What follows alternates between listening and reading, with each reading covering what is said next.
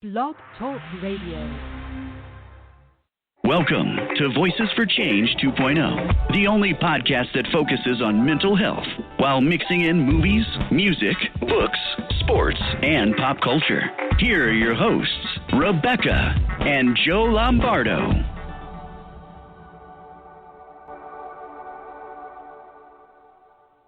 Hey, good morning, everybody. Welcome to Voices for Change 2.0. Hey there. Good morning. Thank you for joining us this lovely Saturday, the first Saturday of March. Thank goodness. Because you know what that means. Spring's right around the corner. Yeah, you can be excited about March all you want, but yeah, I know it's my birth month, so I'm not the least bit excited about it at all. So yeah, you're not exactly a fan. I know. No, definitely not. Anybody who's read your book knows why, but yeah. Well, it's not even just about that. It's, you know, I think I started at 25. I started freaking out about my age and getting older. So it's like I told you yesterday, age is nothing but a number. And yeah, well, since our bodies are falling apart, the bigger that number gets, I'm not really all that excited about it. So well, yeah, no, I know, I was having to actually mention this to somebody on Twitter yesterday or today, where their birthday was coming up pretty soon too, and I said, again, age is just a number, and you're only as young as you feel, and I feel like a spry 80-year-old. So, that's kind of where I'm at with the whole thing is you're only as good as you feel, but you also, we both know you have to really take care of yourself and, do the work, get exercise and eat healthy and all that stuff, which is, it's a drag, but sometimes it's what you have to do so that way you don't feel like a spry 80-year-old. You feel like a spry 42-year-old or a spry 25-year-old or a spry 63-year-old. Okay. Yeah, well, unfortunately, we spent the last week, both of us kind of laid up, so we're hoping that that's the last of that for this year and we can move forward and, just overall feel better.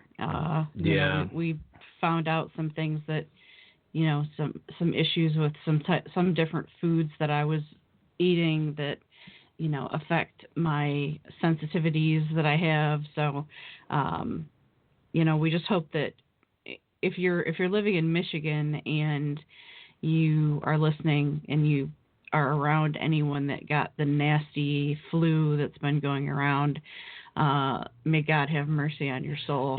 Yeah. Because it's brutal. I mean, experience of my life. And it's like a minor guerrilla force. It just boom rushes in, screws you up, and then rushes right back out. And I mean, we were both violently ill for a couple of days, and it hits you out of nowhere, and you're laid up, and then it starts to go away, and you start to feel better. But just really rough, just really, really rough. So listen, on the positive side, I did want to mention my petition once again to instate a policy that high schools and colleges offer a mandatory mental health and mental illness awareness course. And it's, my petition slowed down a little bit, not getting as many signatures as I was, but you can go to www.voices-for-change.net, and there is a page on there all set up for the petition. If you would sign it, we would be greatly appreciative. Yes, please do. Okay, so today we're talking to an advocate for mental health that I have gotten the pleasure of getting to know recently. She's a talented writer and has a video blog, what is now called either a vlogger or a YouTuber, whichever expression you want to use, go for it. Her video blog is on YouTube for the website healthyplace.com. Her vlog is really picking up steam. She's acquired quite a following with her really a no-nonsense approach to bipolar disorder. And we're just thrilled to have her on the show today. So please welcome Hannah Blum. Hi, good morning. Hey, Hannah. Good morning. How are Thanks you for guys? joining us. Yes, We're I'm doing so pretty good. happy. I'm so grateful for this opportunity. I was like waiting like Santa Claus waiting for Santa Claus for this moment. I could not sleep, so I'm really excited. Well, I do have a bowl full of jelly, so there's that. Oh my God! Love it. Keep it going. I can handle it. The worst. I am pretty terrible, but my wife told me a lot you're about amazing. you. Thank you. I'm looking forward to talking with you today, Hannah. I'm looking forward to it. I watched one of your YouTube videos, and I was riveted. You have a lot of really good things to say, and kudos to you for getting your message out and being brave enough to put your message out there. And yay. Thank you, Joe. No, thank you so much. I feel really lucky. I mean, the support I've gotten is just amazing. So thank you so much. Before we, dive right in, do you have any questions for us? No, let's rock and roll. Okay, we'll Sweet. jump right in. So how old were you when you first realized that you might be experiencing issues with depression or anxiety or any mental health related issues? I would say around 16 years old, teenage years for sure, right in the middle. Okay. And that's the worst possible time. For it to happen too. Yeah, right. Because the problem is that you don't know whether you're doing the normal teenage thing or if something is really going on, especially people around me didn't know. It's that phase, that's what, but I noticed something was off. Everything was becoming more extreme and out of my control that I felt like my friends or anybody else around me the same age was going through. It was all kind of overwhelming for you. Yeah, it was overwhelming for me. I struggled academically my whole entire life. I was actually diagnosed with a learning disability as a child with no name. But they said that I had trouble focusing, that I was a wanderer, that my mind would go, I wasn't really paying attention, and that caused me to struggle academically. But as you get older, the stress of school, preparing for college, and that triggered me into having these emotional extremes. I remember when I first got my license, I panicked and I failed the test and just completely went off the handle. So that, and you look back at it, it definitely wasn't a normal reaction. Right. So Was I would there say around a history? Okay, yeah, and that's that's the thing that we've kind of seen with a lot of people that we've talked to, and Becca's story too is it always seems to start cropping up somewhere in your teenage years, and I think that's maybe it has to do with the physiological changes in puberty and all that kind of thing. I'm not real sure. I haven't done the research into it, but it wouldn't be beyond the realm of possibility, I think, No, not at all. Not at all. It triggers those emotions. Yeah. Yeah, absolutely. Plus, you got all the other stuff with high school, I've got a boyfriend, I've got a girlfriend, what have you. I know. It's like so cliche. Yeah. Yeah. Was there a history of mental illness in your family, or were you blindsided by your diagnosis? Okay, that's funny. Well, it's not funny, but I mean, it's interesting. Yeah. Whoops. Because not funny, haha. Yeah, not funny, haha, but it's interesting, I'll say. because mental health was not talked about in my family, not because it was something that people looked down upon. It was just not talked about. But when I got diagnosed, when I went to the mental hospital, things started making sense of relatives of mine, specifically my grandmother, who was in and out of my father's life and was very similar to me, but back and forth. She was from England. She would go. She left her children. She was an alcoholic. And when I got diagnosed, it started making sense. People started connecting relatives to it because people didn't get treatment. So it's hard to say nobody was ever really specifically diagnosed. But talking to doctors, there was definitely my grandparents on both sides, one of each of my great-grandparents. There were symptoms and signs that were completely evident of bipolar disorder. So things kind of started falling in line and making sense when you went back and looked at the history, and it's like, oh, so-and-so wasn't really eccentric. They were suffering from this. Right. It clicked. It clicked because, the doctors told my parents, well, it came from someone. And my parents, luckily for me, very stable, like very stable and not emotional, like loving and great, but they don't get that deep thinking. So it's not them.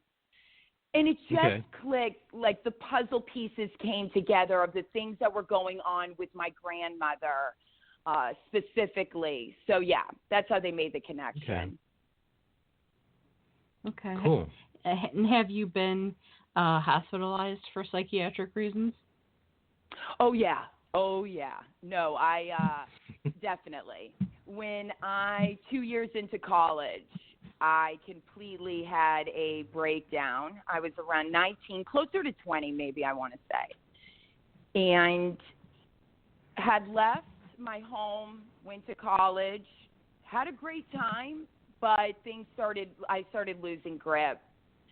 And when I couldn't hold on to anything anymore, I completely lost it and had a complete breakdown, was taken home.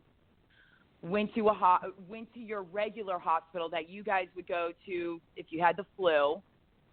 Right. From there, the next morning I woke up and it was off to a psychiatric ward. I was in voluntary place there, so I was taken into the custody of a judge.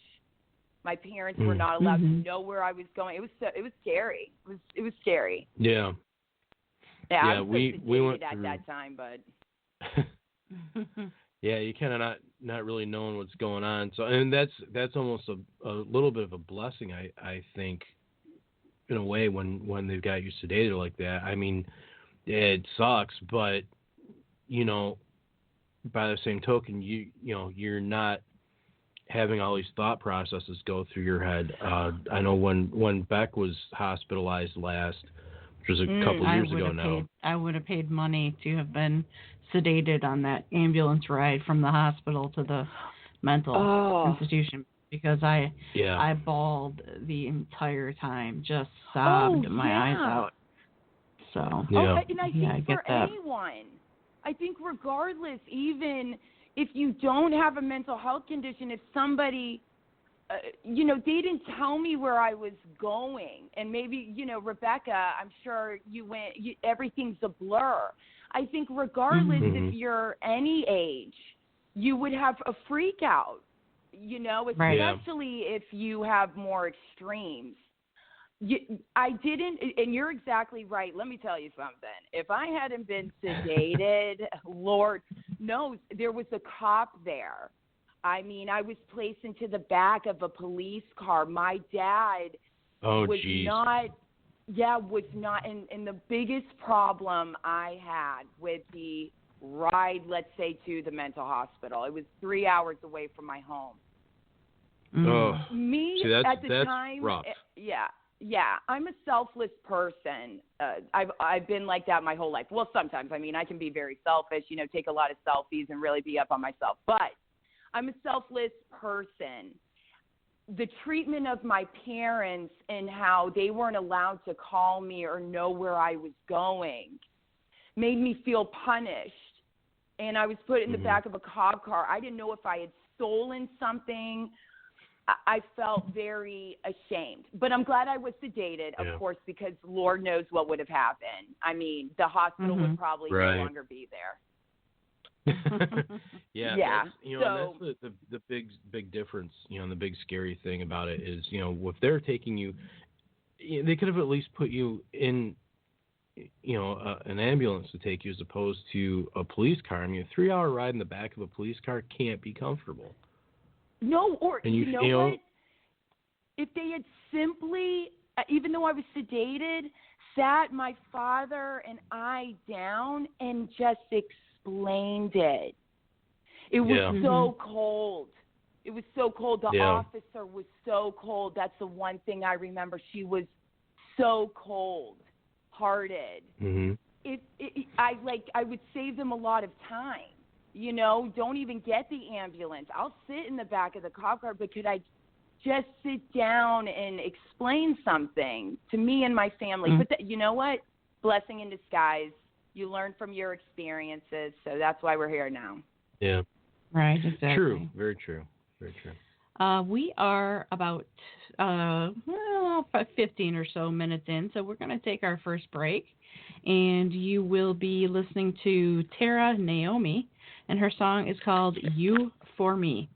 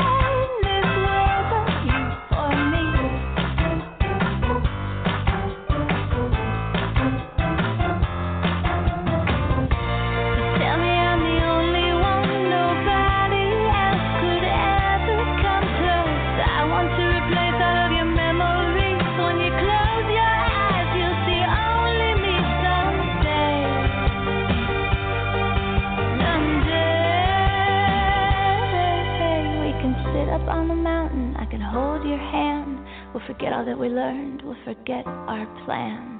We'll say things more clearly in the absence of the light, and we'll realize there's nothing more than this tonight. And I got what I want, and I got what I need, and there's nothing in this world but you for me.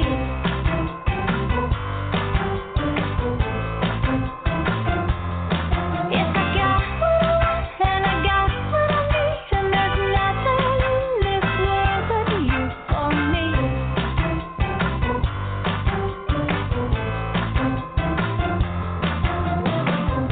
So tell me how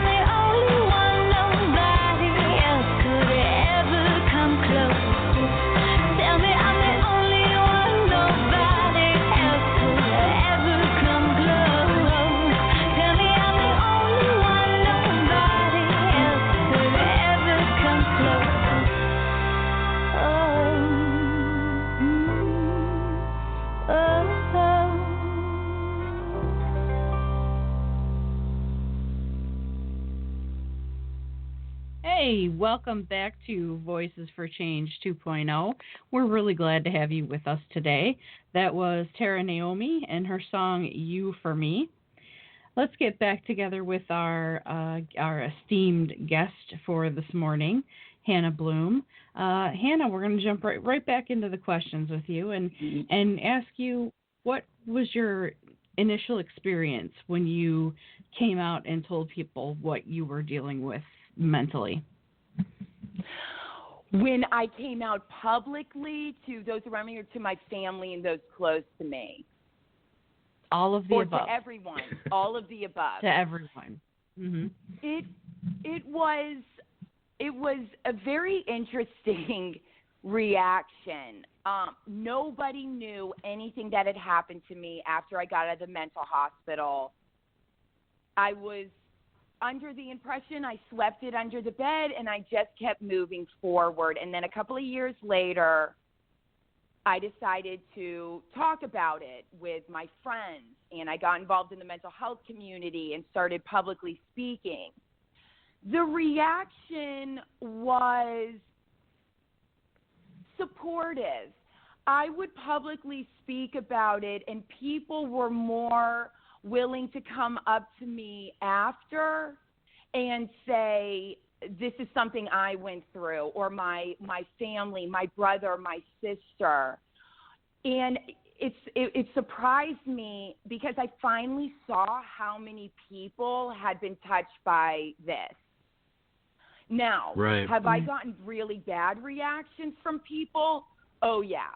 I live in the South, the deep, dirty South. I love it, but I had been told, that's demonizing, that kind of, you need to get like exercise. You need to go and seek treatment and find a different way to heal. Or that's not real. You're not a nut job.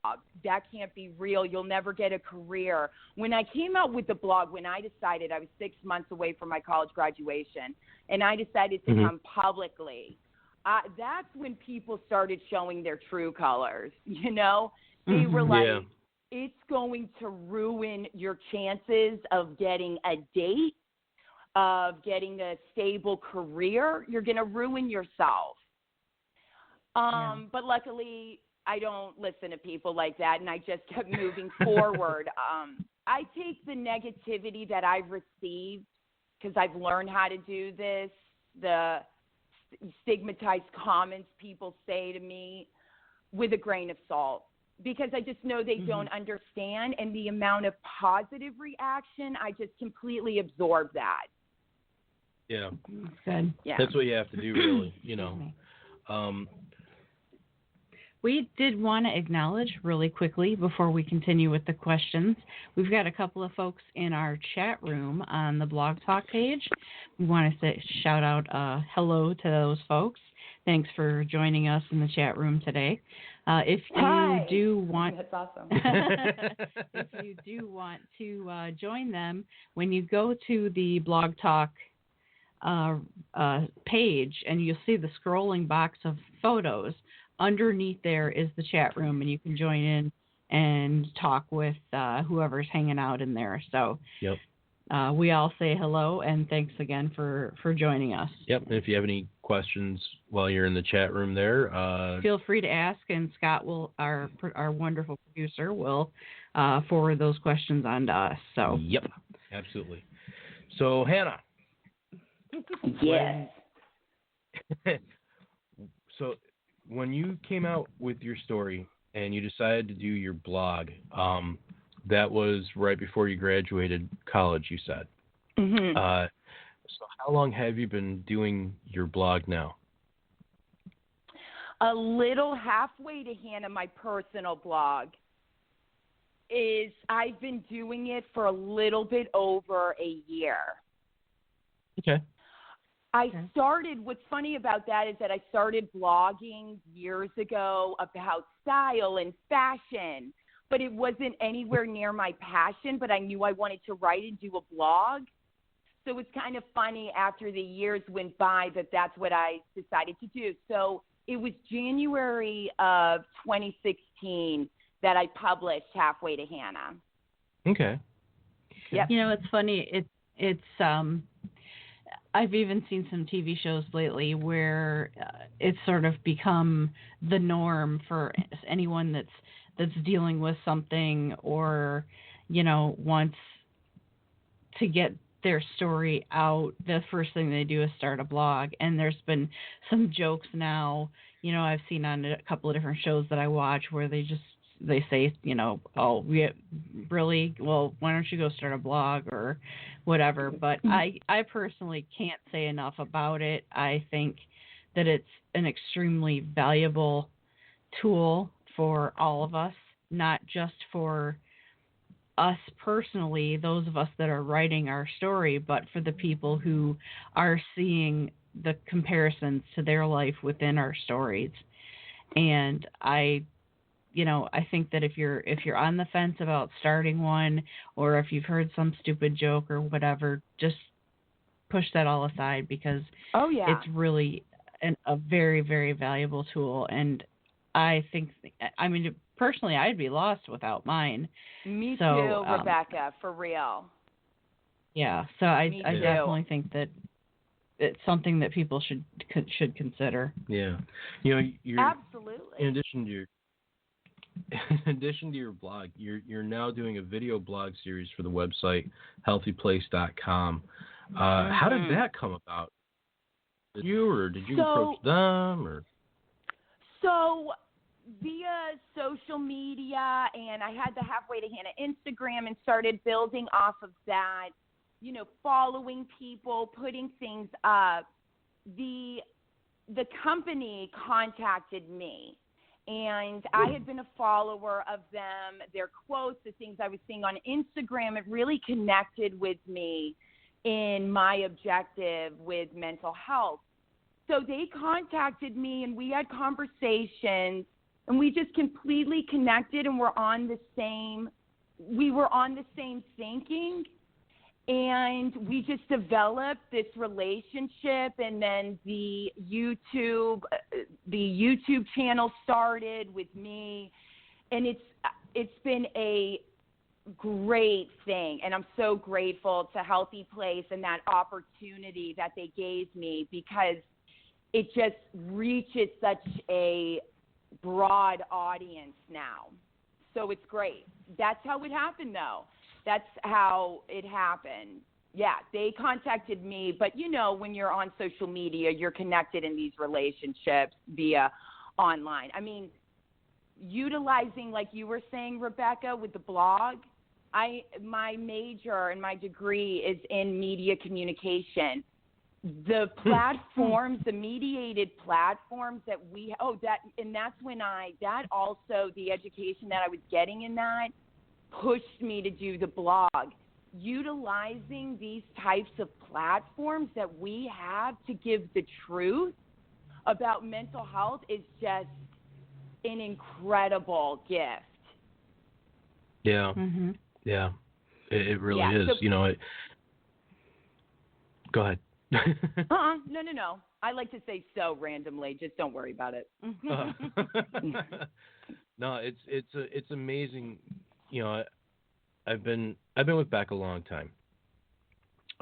Listeners of this show know this, and you know, especially being with her through her journey and seeing the type of community that has really come together, and everybody rallies around everybody else, which is awesome. You don't see that anywhere else. And no, I really think that, you know, with the group on Twitter that we have, all the people that she's talked to, all the great guests that we've had on the show, like you, there is a true sense of community, of oneness, you know. And I wanted to take a minute to acknowledge that, because, you know, right now with what's going on in our country, you know, everybody's afraid of what's going on with healthcare and everything. And to know that there are like-minded people that have your back, it gives you a sense of it helps to be strong, and these are really trying times, So it's great that you're putting your strength out there and showing others that they're not alone, and that's our goal too, is showing others that they're not alone. Yeah, exactly. Yeah, we are a strong and colorful and powerful community. And I actually, it's funny because this coming Monday, I talk about the environment and how it's affecting people with mental health. And I try to make it clear that, we're a powerful community and we're strong. We're not weak or anything like that. So the oneness, like you said, it's incredible. It's great. It's great. I love it. Love it all. Absolutely. When I first started trying to get my feet wet in the whole, mental health community, I was, afraid and I wasn't sure who I could trust. And, eventually people just started to accept me, and I feel very accepted now by everyone, especially on Twitter. Facebook's kind of a different animal. Trust me. Since it's more personal. Good and bad. Yeah, it's harder because people that have known you for 30 years now all of a sudden know you as the girl that they used to know was somebody different. So that, Facebook's kind of, it has its good moments and its bad moments. But I think Twitter as a whole, whenever you're speaking out about mental health, it's generally a very positive experience. So, what do you hope to accomplish with your YouTube series? With my YouTube series, I want to spread, obviously, this message about mental health. I want to shed a different light on it. When I combined my education in media with my passion for mental health, and I saw a little bit of a gap where we don't have anybody to reach to that's in grabbing distance to say, we can do that. Like you, Rebecca, like you're a role model in the sense that people can touch you, and celebrities are great. But right. And all that, but they're out of distance and they get famous, and that's when they reveal. Well, you and I, we're not doing it like that. And I wanted to be able through media to touch those people and be like, you're strong. You're not weak. Do not let stigma mold you into the person they want, like society wants you to become. I want people to know that they have a gift and it's a challenge, but don't ever let the stigma, like I said, diminish your confidence. You're capable. You're an individual. I want to spread that message and just say, no, you should not be ashamed, and come forward. And you have a community here. I just want people to hear my story and be like, wow, look at my flaws. I get insecurities. Guess what? I'm human. Yeah, I've got bipolar disorder. Like what? And this is what we're doing. I want to spread that kind of message and shed a more positive light on mental health. Right, exactly.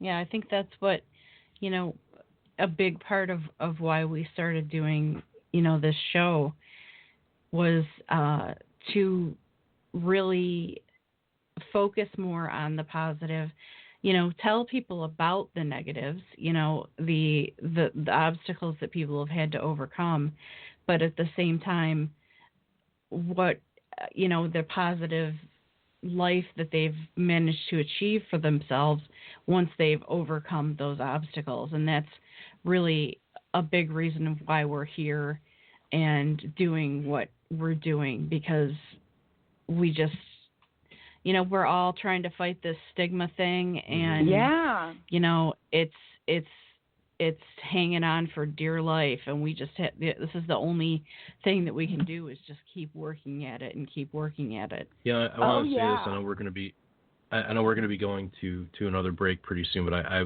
want to get this off my chest really quick. My personal goal in us getting the word out, in you getting your word out, in everybody that is an activist in the mental health community, is for it to be one day where a person can have a conversation and you're told, well, so-and-so is bipolar disorder, and the reaction to that being something similar to being told that so-and-so has, diabetes or something other that is a common but manageable thing.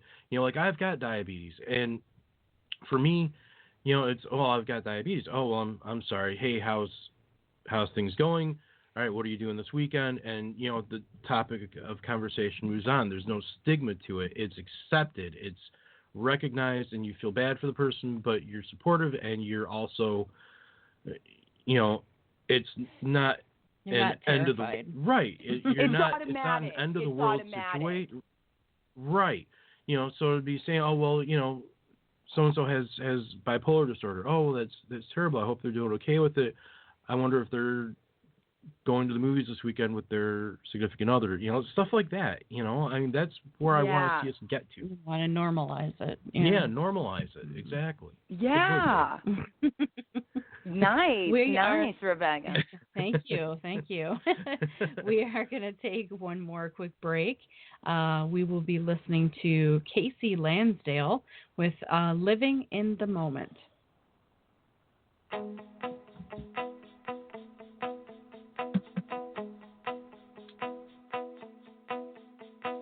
Easy to get off track, easy to lose your way.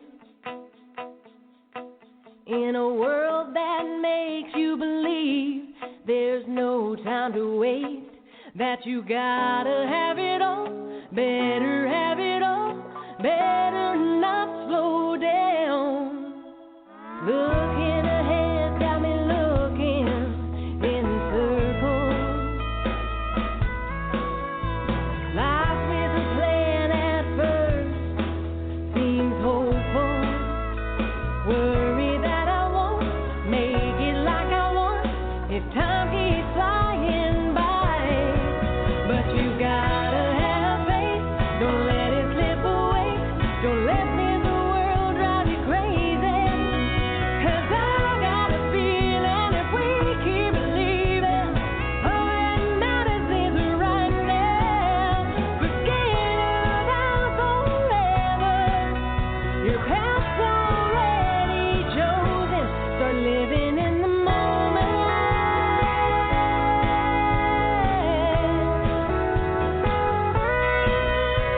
This old world keeps spinning every day. Just when you think it stops, there's an earthquake rushing you along, telling you to move along. You gotta give yourself a break. You gotta have faith, don't let it slip away. Don't let this world drive you crazy. 'Cause I got a feeling if we keep believing, all that matters is right now. Forget about forever. Your path's already chosen. Start living in the moment.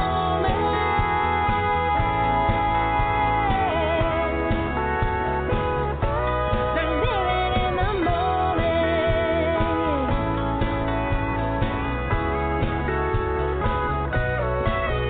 Get caught up in tomorrow. You'll miss out on today. 'Cause you gotta have faith. Don't let it slip away. Don't let this world drive you crazy. 'Cause I got a feeling if we keep believing, all that matters is right now. Forget about forever. Your path's already chosen.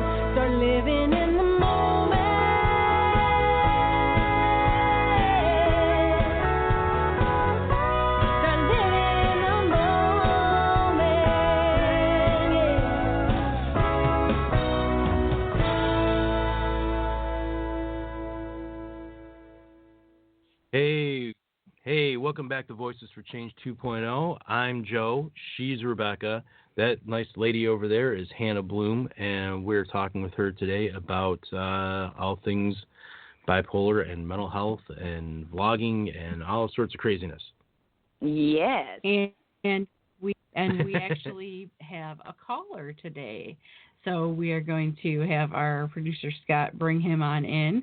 It is someone that we all know and love. So Rudy, are you there? Yes, I am. Rudy! Hey, buddy, how you Johnny doing? Cash of mental health. I love him. Yes, I told you I would call in. How dare you doubt me? Never. I never doubt you. Yes. So I just wanted to say is that I think I remember when the first vlog that I saw Hannah do for Healthy Place was like several months back, and just I've seen other Healthy Place vlogs, and it's usually just people talking into their webcam and whatever, good content. But I saw Hannah, and very colorful, very in your face, very well shot, and I said to myself, who said you can be this good? And just being blown away. Being blown away. Stop it. Yes. So I saw that and I was like, oh, I can do that. If I can be as good as Hannah Blum someday. You're damn right you can.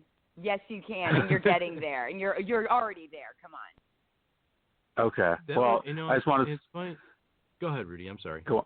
I just wanted to say it's great to finally talk to you, Hannah. Oh, I love it. No, and Rudy makes he's been making these videos and such an inspiration to me. I love to hear that the vlogs also have helped people to use their creativity like Rudy does to do the videos and put their story out there with a little bit of kick to it. You know, we're using all these media outlets, and it's great. I mean, Rudy gives gives a variety because he's a male, which is huge, because men really struggle. Sorry, no, like that. I get them a little bit, or I'm still single, whatever. But no, I mean in the sense of coming forward, there's that stigma with it. So Rudy is so powerful. I love it, and I appreciate all the support, of course. Well, thank you. I just do them to impress you. So. Oh, duh. Hey, golly. Geez, I usually accept roses. I think it works. It does. Beyond. No, it, Rudy. no, but seriously, you've been a great supporter of me. So thank you. Thank you, Rudy. Thank you for calling in. I really appreciate it. Of course. Thank you so much, Rudy. It's good hearing your voice again, bud. We'll have to have really you on again soon. We're really glad to hear from you. So you still got to have me on your wrestling podcast. So. Oh, yeah. Well, did you hear the DDP show? Yes, I actually did, but we'll talk about that later. No, I don't want to steal Hannah's thunder, so thank you. Yeah, what's the deal, Rudy? What's the deal? It's HBO. Yeah, okay. Well, we'll do a yoga thing someday. Don't worry about it. Okay. Absolutely. All right. Thanks you. a lot, Rudy. Talk to you soon. Bye. Bye. So we have another caller, and this gentleman's name is Mike, and he would like to talk to Hannah about what it's like to date when she reveals what she's got going on. So, Mike, are you with us? Hi, Hannah.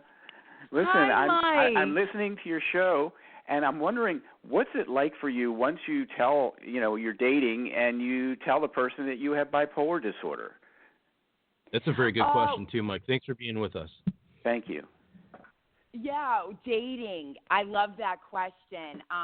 So I am 27 years old, and I do date, and I'm on the dating apps. It's been very interesting in two ways. I will go on a date to be a therapist, to help somebody with what they're going through, which I'm not really a big fan of. Outside of that, it's It's been interesting. I'm dating. I love meeting new people. It's great. But I do have a very strong guard up because with the blog, with the fact that I know most likely that going into this date, that this person knows I have bipolar disorder. I have found myself automatically putting on the table that I am not a weak person and I'm not vulnerable and I can't be taken advantage of because of that, because that's happened in the past. Some guys enjoy it for reasons that are not good. More of seeing my pictures and kind of this mystery behind it and asking me stigmatized things. It's been interesting, but it's going to take a very strong and confident person, I think, for me to get there with dating. And I'm just having fun right now because that's all I can do. Love is a hard thing. Love is hard. Do you find, Hannah, that people leave you after you've told them that you have bipolar disorder? Well, in a previous relationship of mine, I did not come forward about my bipolar disorder. This was before I came out with the blog. I didn't come out until like about 8 months when I decided into the relationship, when I decided to start speaking publicly. So this person already knows my good character, whatever. When I came forward and told them, that's when things changed. This person was insecure and saw it as a weakness for him to harp on. I was gaslighted for the next year. Everything I did was blamed on my mental illness. Accusing him of cheating, you're crazy. You're ruining our relationship. I find out days later, everything I said, the girl, the place, the logistics was true. And I had proof. But he gaslighted me. He manipulated me. So that's where I have to be very careful. That's where I have to be very careful that not everything is blamed on it and I can be manipulated into that. So, I wish he had just left me, to be honest. Yeah, that would have made it easier. And I totally understand that. I could go on myself for quite some time for my saga before I met Joe. But Mike, thank you so much for calling in. We really appreciate it. Thank you. Yeah, absolutely. Bye-bye. Have a great weekend, Mike. And it's I'll be honest, I don't envy you, Hannah, in having to be dating out there.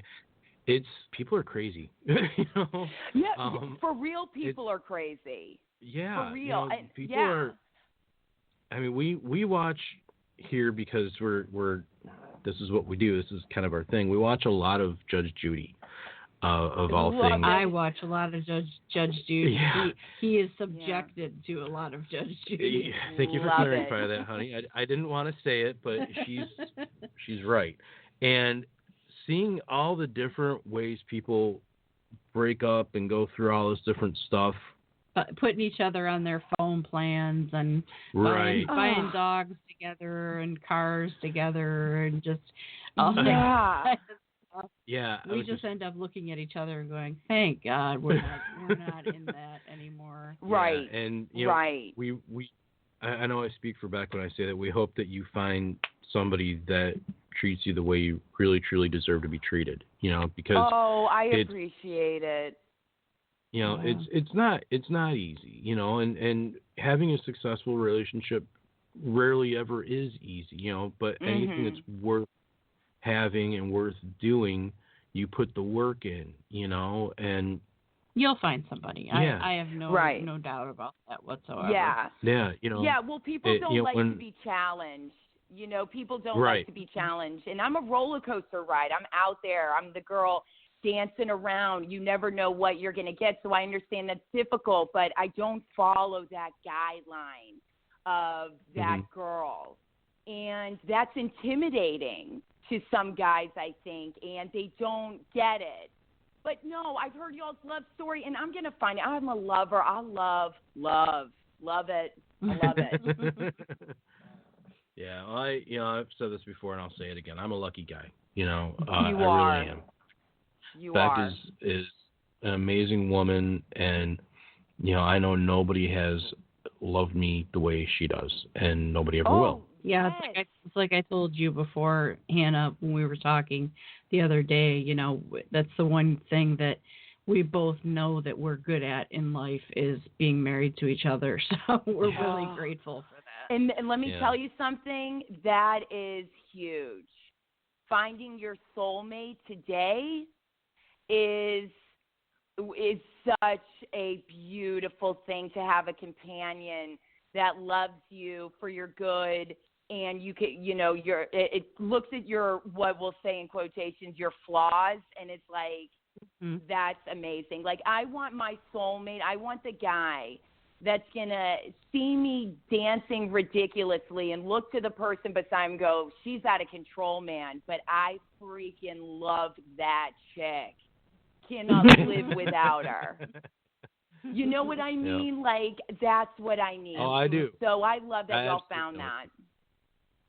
Yeah, she does. There's little things that she does that just, they crack me up. And it's stuff that she doesn't do on purpose necessarily. It's just some of her funny little quirks. So I'm like, I love that. She's amazing. I already know. Thank you. I don't do good with compliments. Oh, I do. I love them. I absorb them too much. Okay, sorry. Let's get back to you, Hannah. What advice do you have for anyone that is currently has recently been diagnosed or is going through the process of trying to be diagnosed with bipolar disorder? What would you say to that person? I would say to that person that, first of all, welcome to the Bi Tribe, a bipolar disorder or mental health community, that you're not alone. What advice I would give is that the first step is you have to accept your condition as being real. I struggled with that myself, and I think that's the first thing. You doubt that, is it real, is it not? You try to learn everything you can, get involved in the mental health community. You'll see the different people, you'll see someone that looks and acts like you get to relate. Find where your emotion gives you power. Don't look at yourself like you're bad. Be willing to embrace that through different things, because you should. And the other thing is medications are huge and treatment is huge. I learned later on that I had to take control, in the sense I felt like I was being controlled. If I was too excited or too energetic, I'm sick. If I'm too depressed or not energetic, I'm sick. It's like Goldilocks. It's like, where's the medium? Right. Where's the just right? Right. Where's the just right? And my advice is, you do have to find that strength in you to be like, this is my life, and I decide what it looks like. You, doctors, therapists, everyone else, you can help me get there, but this is how I want to look. I walked into my doctor's office with a list. This is how I want to feel, and this is how I feel. This side, wanting to feel, is where we need to get. And that's what I would say, that do not ever give up on getting the treatment that makes you able to embrace that side of your mind and just completely. That's awesome advice. That's all really, really great advice. Yeah. And I hope people take it to heart, because that I personally could not have said it better myself. So well done. That was great. great. Especially like the walking in with a list of how you feel versus how you want to feel. Right. You know, exactly. having an active plan is key. Mm-hmm. You know. Yeah. Oh yeah. I was done. I was exhausted. You know, I thrive. I'm an energetic, out there person. And I didn't get why that had to be completely stripped of me. I didn't get why there was, like I said, with the Goldilocks thing. And the thing is that you feel weak. You feel like people have to tell you what you have to do, who you're going to be. That is not the case. You are in control. You are in control. You're not weak. This is what I want. How do we get there? Let's do this. Right. Absolutely right. That's awesome. Definitely awesome. Thank you. And unfortunately, we've come to the end of our time with you, and that makes us both very sad because this has been a great hour. We've really enjoyed talking to you and getting your perspective. And thank you to everyone that visited the chat room and that called in today. We are eternally grateful to you for that. Yes, absolutely. And Hannah, we hope maybe somewhere down the road we can have you back on the show again and get update your fans. Get an update on how things are going for you. Thank you so much. I'm so grateful to y'all and everybody and all my supporters. I love you guys. I love everybody, and I love it. I love it. Thank you so much to everyone. I really appreciate it, Rebecca and Joe. This has been epic. I'm so glad that you had a good time. So and we're happy to be epic. Yeah. Oh yeah. Yeah. Oh yeah. So that's a trending word. If you don't mind, Hannah, just stay on the line for just a few minutes with us, and we're going to go out to Carly Robin Green, What Love Is All About.